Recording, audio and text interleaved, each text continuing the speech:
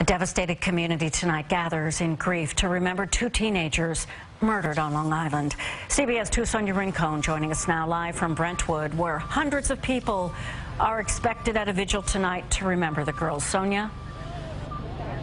Well, Dana, grief counselors have been available here at the school to students, both privately and in groups. But tonight, the school has invited the entire grieving Brentwood community here to the football field to listen to leaders, to wear the school colors of green and white, and to console one another over the loss of two teenage girls murdered in a case of suspected gang violence. Whoever killed these two Brentwood High School students is still out there. As police investigate the vicious murders, they're adding to the tight security at the school. And while football and band practice continue on campus ahead of tonight's vigil, just a mile and a half away, the two memorials for Nisa Mickens and Kayla Cuevas have been growing. Cuevas' heartbroken sister is comforted by friends in the yard where 16-year-old Kayla's body was discovered Wednesday. Neighbors who've had enough of the gang violence in Brentwood are also stopping by. I can't bear to see more children killed over the same thing. It's getting out of hand. It really is. The devastated community is asking not just why Nisa and Kayla were targeted, but how they could have been beaten and left in this residential cul-de-sac with no witnesses.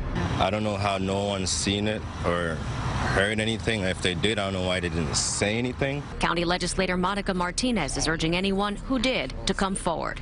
And there are ways that you can communicate information that you know. There are hotlines that you can call that are anonymous. This hits home for her. She was an educator who knew the victims in middle school when she learned two teenage girls were murdered here.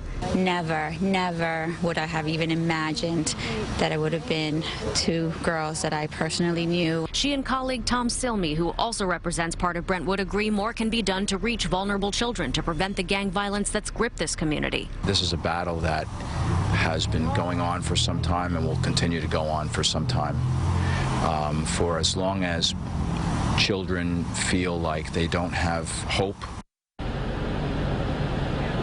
Now, both officials and neighbors, when asked what could be done to prevent these kinds of tragedies here in Brentwood in the future, they said yes, more law enforcement, more school outreach, maybe neighborhood watches, but that parents really need to be the ones discouraging their children from getting involved with gangs so that no one has to go to more vigils like this one. In Brentwood, Sonia Rincon, CBS 2 News.